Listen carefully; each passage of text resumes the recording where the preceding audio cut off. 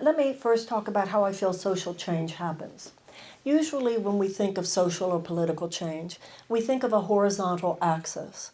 Political types think that the issue is to get more and more people to agree with you.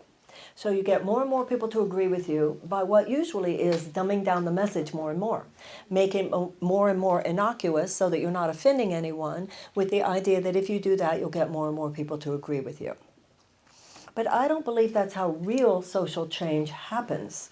The way real social change happens is along a vertical axis rather than a horizontal axis. You're not worrying about how many people hear you. You're worrying about how deep you go. And then what happens is that the depth, which is convicted, conviction is a fascinating psychological phenomenon. It's a force multiplier. So you're not dumbing down your message to get more people to agree with you. You're going as deep into your own truth and your own authenticity as you can, assuming that if enough people are there, that it becomes an attractive field of energy.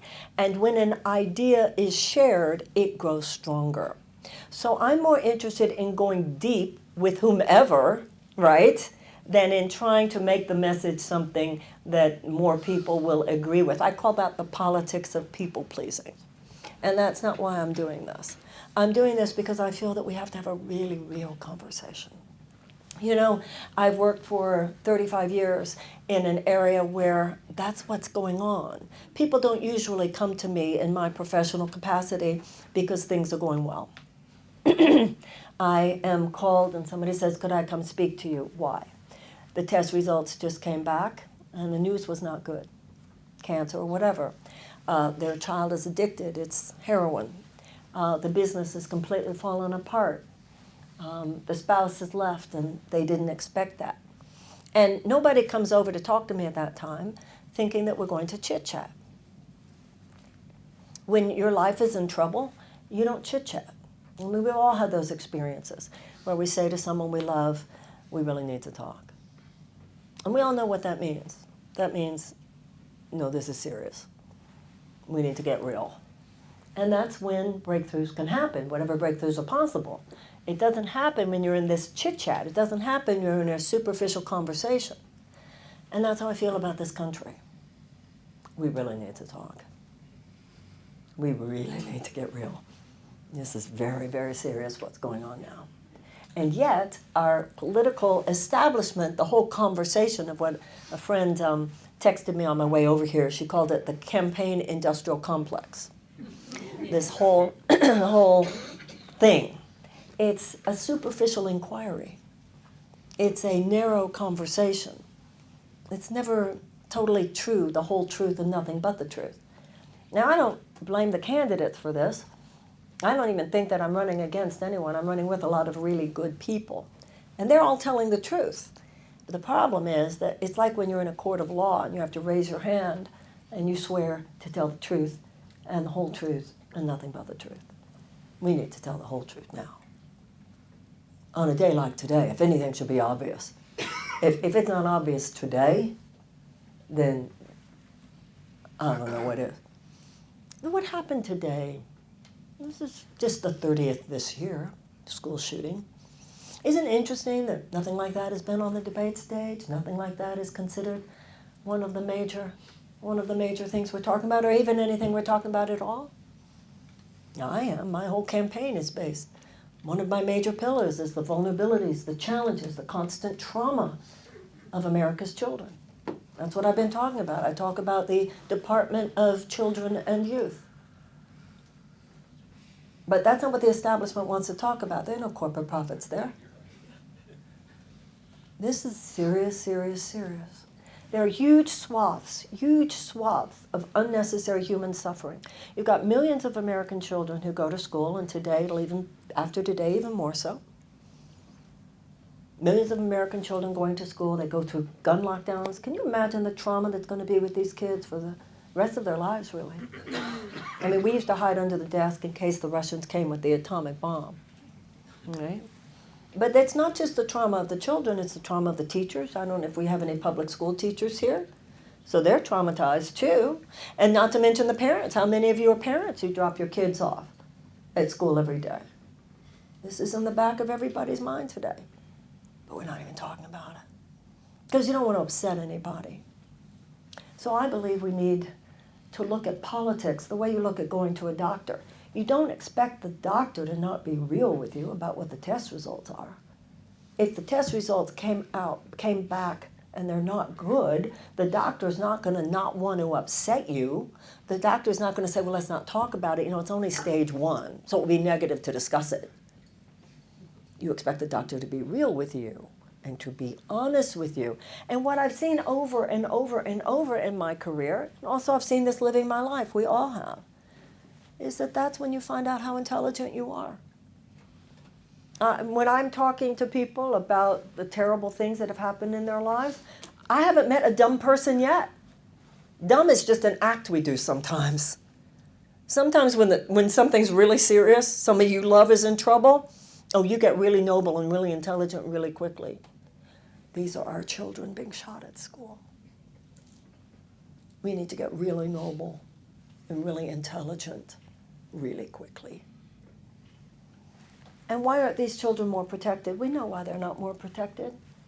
Because to protect them would be to cut into short-term profits for gun manufacturers. No different than anything else. Why don't we have universal health care? Ooh, we can't do that. That would cut into short-term profits for health insurance companies and big pharmaceutical companies.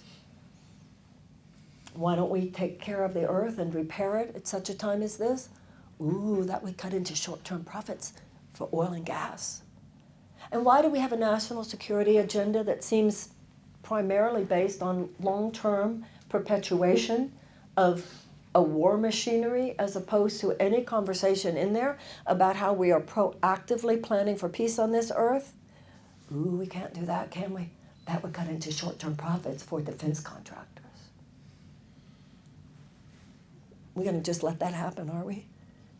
Or are we going to look to the political establishment which gave us all that and hope that they're going to fix it, huh? Yeah. Are we that naive, really? Are we that naive? You know, I find that, everybody's read books like The Sociopath Next Door, and we've all become very hip and cool. We all know when somebody's gaming you. We all know when, no. No, they're playing a game with you. That's part of common parlance, today. No, that's not cool. You got to set a boundary there, or that's abusive. You can't take that. So why are we letting a sociopathic economic system ruin our country? Why are we letting this happen? This is the United States of America. We were born out of saying hell no to a system that was not good for people. What has happened to our rambunctiousness? And then it's really depressing when you think that the rambunctiousness is with the Trump crowd. What has happened to us? We've become Stepford citizens. We just kind of go where they say we're going to go. Have you noticed maybe you've had some phone calls asking how you feel about the issues? How many of you have received polling calls? And did they ask you about the issues that you care about? Just the candidates?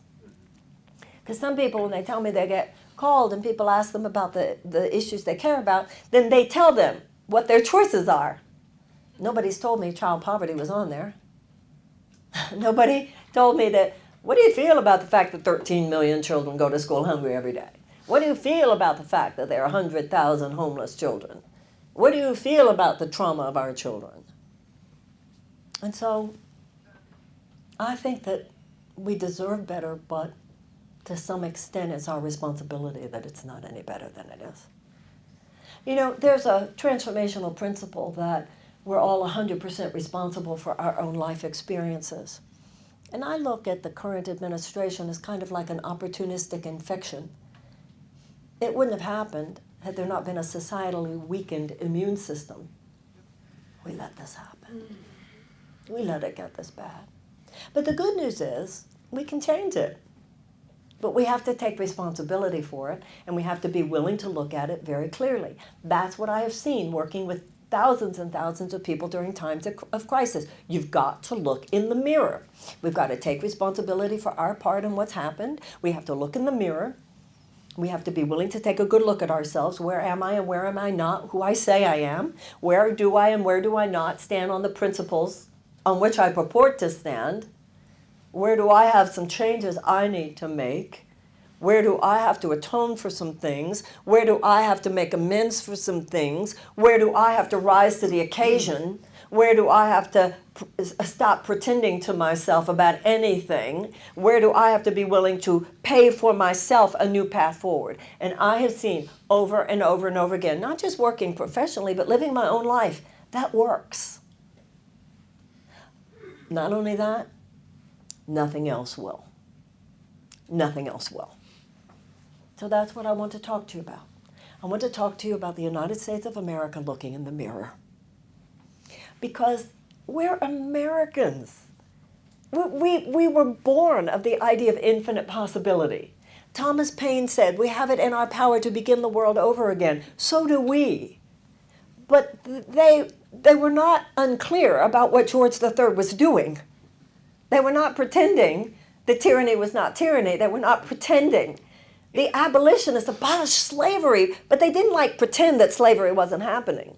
And the women's suffragette movement got the vote for women, but they didn't pretend that there wasn't institutionalized white supremacy. Institutionalized suppression of women.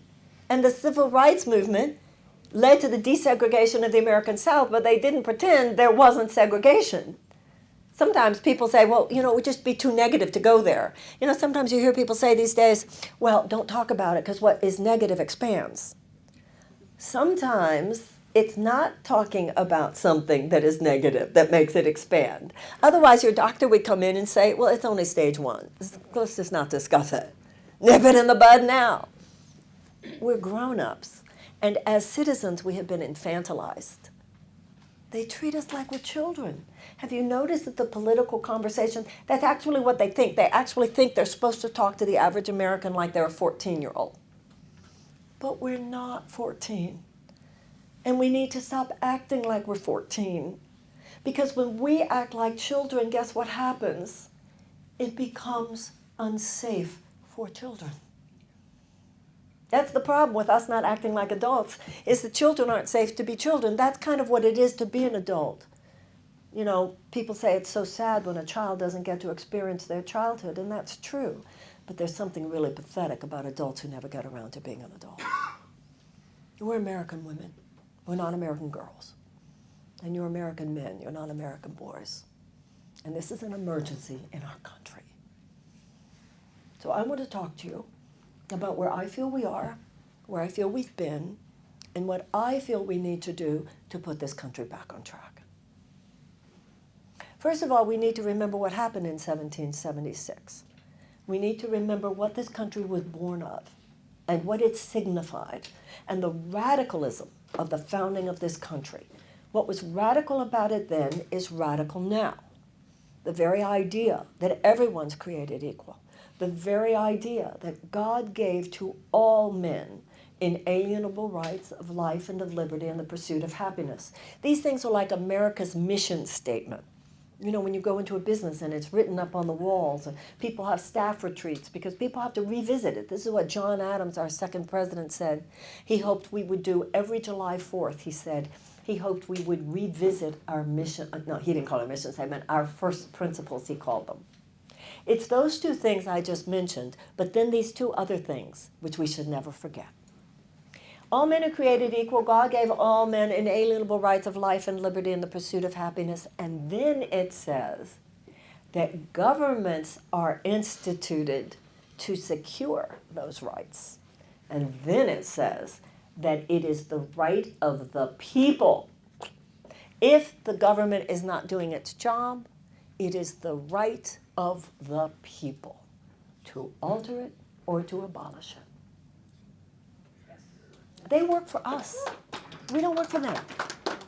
But who would have an employee and just drop in to check in on them every 2 years or every 4 years?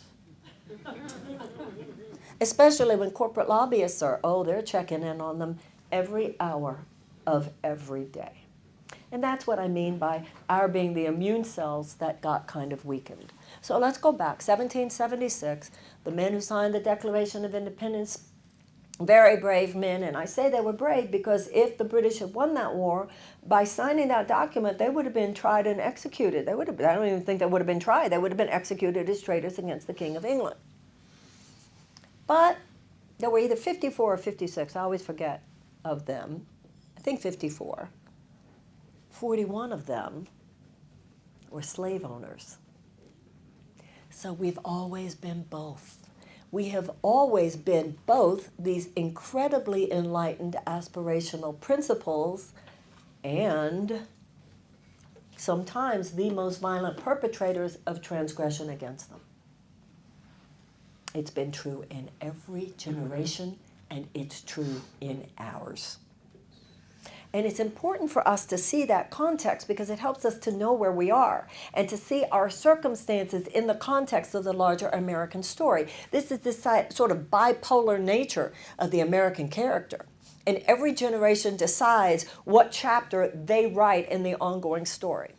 Now, if you look at our narrative over time, we tend to rise to the occasion and make things better. So we answered slavery with abolition. And we answered the suppression of women with the women's suffragette movement. And we answered segregation and institutionalized white supremacy with the civil rights movement. And now it's our turn. As simple as that. Because what's going on today is just the latest iteration of assault on the basic underpinnings of democracy. So we're not dealing with anything really that other generations haven't dealt with. The only question is whether we'll wimp out on doing what it takes to push back on those forces. And those undemocratic forces today are not a specific institutional evil, such as segregation, slavery, suppression of women. It's an amoral economic mindset. It's not that it's immoral. It's not a mindset which wakes up in the morning and says, how can we hurt children? It certainly doesn't wake up one day in the morning and ask how it could kill children. That's not what's going on. It's simply a mindset that says, hey, it's not our responsibility to have to think about that. It's only our responsibility to have to think about the short-term profits for those who have our stocks. It's just amoral. They don't wake up in the morning, how do we hurt children? How do we hurt indigenous tribes? How do we pollute the rivers? How do we contaminate the water? How do we put toxins in the food? No. It's just an amoral, which is, by the way, that's what a sociopath is. It's just no empathy, no conscience. Just no sense of any kind of ethical or moral responsibility to anyone else. Now, this is what's strange to me. Everybody in this room gets that about individuals. We need to grow up now and recognize that's what you have in a whole economic system that now runs the show in this country. And it has corrupted our government and it has hijacked our moral value system. How could this still be happening? How could this still be happening? I saw somebody tweet today, you're not taking away our guns. I said, we're so tired of you taking away our children. I don't think anybody who wants strong gun safety legislation wants to take away the guns anyway. I don't think any person, at least certainly not myself, I'm not. Most people I know who want reasonable gun safety legislation don't want to get rid of the Second Amendment. You don't go messing with the Bill of Rights. And my father was a big lefty, but he taught me, and I agree with the conservatives on that. I think there was a reason why the founders said that the government can't be the only people who have the guns. But there's a difference between freedom and license, or in this case, lack of license. So we have to face something, and that's that we're not functioning today as a democracy. And if that's the case, shouldn't we at least discuss it? Because we're not functioning as a government of the people, by the people, for the people. We are a government of, by, and for huge multinational corporate entities whose money floods Washington to such an extent that our government is now a system of legalized bribery. First, they advocate through tax policies like that 2017 $2 trillion tax cut, where 83 cents of every dollar goes to the richest individuals and corporations. through things like corporate subsidies, like $26 billion last year to oil and gas alone. First, our government advocates for short-term profits for health insurance companies and big pharmaceutical companies, food companies, chemical companies, oil and gas, gun manufacturers, and defense contractors. And then they advocate for the health and safety and well-being of the people of the United States, our children, and the planet on which we live. And we should also throw in there that there are other people in the world who get short shrift because of this as well. Did you have something you want to say, sir? Can I? May I ask a question? If it's all right with you, may I finish, sir, and then I'm going to put it out to questions? Yeah, sure. Okay, thank you. Yeah, thank you. If this is the case, if this level of breach exists between what it means to be a democracy, because the whole idea of a representative democracy is that our government, because of elections, is supposed to be representing the will of the people. And in issue after issue after issue, the will of the people in the United States is not the problem. We're good people. I believe that very strongly. That's my experience. It's my faith. We're decent and dignified people. I'm not saying we're better than other people, but we're good people. The problem is that it's not enough just to say, in my individual life, I will seek to be run according to the dictates of conscience. It's not enough just to say that in my own individual life, I will seek to do right by people. It's not enough to say, in my own individual life, I will try to be a person of integrity and compassion. Public policy should also be guided by the dictates of conscience. Public policy should also do right by people. Public policy should also show mercy and compassion. But when you have public policy that is corrupted because it's held in the grip because of the undue influence of money by these huge sort of soulless corporate forces that have only their short-term profit in mind, and by the way, let's be really clear, this is not about individuals. This is not about people. Really good people are sucked into all this. It's about the corruption of a system. And the only thing that's going to change this is if you and I step in. Get over any thought that it's going to change itself. The political status quo is here to perpetuate itself. It's not here to change itself. Abolition did not begin with the government. The government did not decide to end slavery. The abolitionist movement was people who rose up and people who stepped in. And the U.S. government did not say, let's just give women the right to vote. That's not what happened. With the women's suffrage movement, people rose up and people stepped in. And with the civil rights movement, the U.S. government did not say, let's just end segregation. People rose up and people stepped in. And I'm running for president because it is time once again. We repudiated aristocracy in 1776. What we have now is a corporate aristocracy. We reverted. It's like when a person regresses. We've regressed. We're an aristocracy again. We repudiated it in 1776. Very courageous people repudiated it in 1776, and it is time to repudiate it again. And with the abolitionist movement and with the women's suffragette movement and with the civil rights movement, the people stepped in. It is time, once again, for the people to step in. We're the grown-ups here.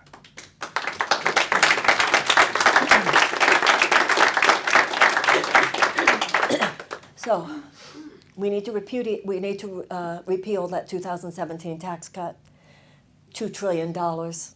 83 cents of every dollar going to the richest individuals and corporations. I would put back in the middle class tax cut, because the middle class tax cut I think was a good idea and should have been there to begin with. We need to end those corporate subsidies where we just give money. We just give money away to the very entities that are the problem creators, right? We are like agribusiness. We keep. I was speaking today on a podcast with John Robbins. If you look at my food section at Marianne 2020, you know, we can't just have health care. We have to talk about why is everybody so sick. We have to do more than treat sickness. We have to ask why is there so much more chronic illness than in other countries. And one of the reasons is the incredible contaminants in our water and the incredible carcinogens in our food, the incredible toxins in our air. We have to address that. And we are giving subsidies, corporate subsidies, to the tune sometimes of hundreds of millions, even billions of dollars, to the very entities that are then poisoning the water and poisoning the food and poisoning the air. So we need to stop the corporate subsidies. We have to say that the United States government pushed back against big pharma. Big pharmaceutical companies gave so much money in donations. You know, last year they gave $284 million alone lobbying Congress. You know, when these entities lobby Congress to the tune of tens of, even hundreds of millions of dollars, it's not for charity. They want something from it. So several years ago, what they got is that the U.S. government gave away its right to negotiate for lower drug prices with big pharmaceutical companies while people in America are dying because they don't have their insulin. And even though I think the United States military should have every dollar that it needs to actually secure our homeland, I don't think any of us would agree with that. We really need to wake up and see how many hundreds of billions of dollars above what the military actually needs is spent on the military just to increase short-term profits for defense contractors. You think that's going to change by a bunch of politicians who really doesn't mention those things? We don't even talk about those things. And so once we do the things that I just said, and I agree with the idea of a 3% tax on the assets of the billionaires, and I know billionaires who agree with that. I don't think we should have to worry about it because they won't feel it. And then you say to people, $50 million and more also, that we're happy for you. If you made that righteously, who among us wouldn't want that? 2% on their assets is reasonable. And then we're going to have some cash on hand. And with that cash, we need to repair this country. And it needs to be a moral repair. It needs to be doing the things that will put public policy back on track with the truth in our hearts. And the first thing we need to do is bless and protect our children. We have, as I said earlier, 13 million hungry children. We have millions of American children who go to school in classrooms that don't even have adequate school supplies to teach a child to read. If a child cannot learn to read by the age of 8, then the chances of high school graduation are drastically decreased, and the chances of incarceration are drastically increased. We have millions of American children with PTSD that is, they say, is as bad as the PTSD of a returning veteran. Now, listen. Until recently, it was PTSD based on the fact that they're living in sometimes what's called the domestic war zones, you know, violence on the streets, etc. But now, this Santa Clarita High School today, that's a very nice neighborhood. I mean, these children are going through this in every neighborhood in America today. We need trauma-informed education. We need community wraparound services. We need mental health services. Right now, we have one mental health counselor for every 1,500 children in school. I talked to a principal at a school in Las Vegas who said she has elementary school students on suicide watch. And when she called the district to say, I need one of those counselors, the district told her that they couldn't send somebody out because her school's not one of the worst. We have millions of American children who go to school hungry every day. We need to stop basing our educational funding just on property taxes. How obscene is that? So if a kid was born into fortunate economic circumstances, they can have a quality education, and if they weren't, well, that's too bad. Where do you think they're going to be in 20 years? And if you want to see the fuel for an amazing 21st century, because that's what we want to talk about, we want to talk about creating an amazing chapter of American history. That's our job. Let's create something fabulous. But if we're going to do that, how are we going to do that? If you want to do that, I'll tell you how we're going to do that. There's nothing in the sun, and there's nothing in the wind, and there's nothing underneath the ground that can compare in power to take us into an amazing next century greater than the brain of every kindergartner. That's where your power is. That's where your power is. Think of the millions and the billions, possibly trillions of dollars that we are simply not going to realize if we do not if we do not manifest the potential of every American child. You make me president, then my national goal is that every school in America should be a palace of learning and culture and the arts. Why not? Why not? We are Americans. We are hardwired to do great things. But all we're told now is, well, we'll do a little tweak here, we'll give additional resources over there, we'll have one policy over there. No. We need to take some bad ideas and say, we're not going to do that anymore. America was born out of that. America was born out of saying, we're not going to do that anymore. And the entire economic paradigm says we're going to improve our economy, which really just means improving it for that 1% that owns more wealth than the bottom 90%. And the idea is we're going to improve our economy in order to improve the state of humanity.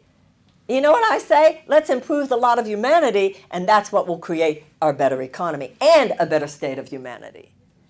That's where money comes from. Money doesn't come from a bunch of corporate aristocrats who are dropping crumbs from their table in the form of job creation. Can we awaken from that? Can we what Lincoln said, disenthrall yourself. Disenthrall ourselves. Act anew and think anew. That's what he said. He said think anew and act anew. Disenthrall ourselves, he said, and then we will save our country. I'll tell you where money comes from. Unleash the spirit of the American people. That's where money comes from, the creativity and the productivity of the American people. That's why the founders said it should belong to us. That's who the resources of this country were supposed to belong to, us. And that includes our children. We have been mentally trained to ask for very little. We've been mentally trained to expect very little. Could we maybe have one policy over here, please? While we have children living in this chronic trauma, while we have an earth that if we don't take radical action within the next 7 years, we could have a massive level of social collapse beyond anything we've seen over the next, within 20 years, unlike anything we've seen in the modern era. While we have a situation where we're just constantly preparing for war, are we going to just back up into peace? Are we just giving up completely on the idea of peace? Like ever? I mean, you've got a younger generation now that doesn't even remember a time when there wasn't war. So we've just normalized it. That's what's happened in America. We've just normalized the despair of millions of children. We've just normalized the fact that the water is contaminated. We've normalized the fact that the food is poisoning people. We've normalized the fact that the air isn't safe to breathe. We've just normalized the fact, there's another war, and I hope they don't get a nuclear bomb. I hope they don't get a nuclear bomb. I hope they don't get a nuclear bomb. Although it's very interesting that we never discuss the fact that we have 7,000 of them. And we don't ever discuss the fact that the U.S. Air Force, I love this one. Here's an adult circumstance to consider. The U.S. Air Force has ordered 100 airplanes called the B-21 Raiders. And every American should know what this plane is, because this is your money. This is your money. So the B-21 Raider, the U.S. Air Force ordered 100 of them. Each one of them costs $560 million. That right there, okay? And what does a bomber do? Bombers drop bombs. Well, we understand that. But the B-21 Raider doesn't just drop bombs. It drops nuclear bombs as well as conventional bombs. Can we just take a minute to think about that? Can you please tell me why we need 100 airplanes that drop nuclear bombs? You drop 5 of those, it's over for civilization as we know it. Particularly given that the smallest nuclear bomb on the planet today makes Nagasaki and Hiroshima look like a pinprick. So you drop 5 of those, it's over for civilization as we know it. And you drop 10 of those, theoretically it's over for the species. But we need 100 of them, huh? Sure. Why do you think that is? Keep us safe? Is anybody in this room so foolish or naive to think this is just to keep us safe? Nobody is. So the game is just to make sure we don't think about it, because we're just not going to talk about that. And I'm running for president because I think we do need to talk about it.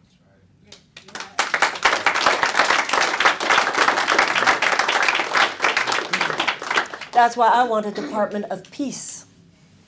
Right now we spend $760 billion on the military every year. We spend $40 billion on the State Department. The State Department is diplomacy and development and mediation.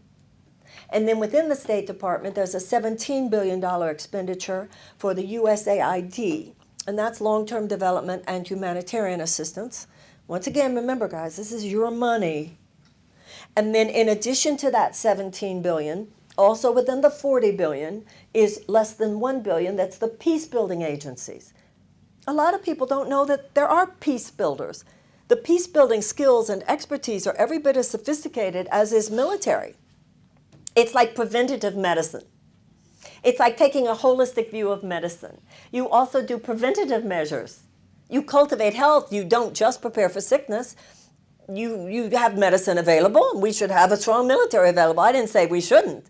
But you don't just take medicine, you cultivate health.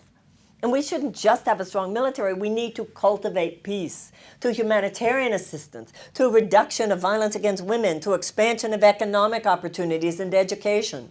We should see desperate people, large groups of desperate people, as a national security risk. Because desperate people do desperate things, and desperate people are more vulnerable to ideological capture by genuinely psychotic forces.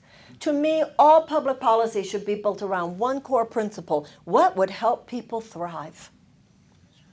What would help people thrive? That's why we should have universal health care, so you shouldn't have to think about it. That's why we should have free state colleges and universities, so you don't even have to think about it. That's why we should have the complete removal of the college loan, so kids don't want to have to think about it. Why? So that you can live your life, manifest your God-given potential, spread your wings, be the person that you really want to be. You'll have time for your kids at the end of the day, to read them the story. You'll have bandwidth and time for your spouse at the end of the day. You'll be healthier, you'll be happier, you'll be a better employer, you'll be a better employee, and that's how we will have peace, and that's how we will have prosperity. And it's time for us, the American citizens, to decide, is that what we want? Because if it's what we want, we need to go in a real different direction than we're going now. Like I said, it is time for the people to step in.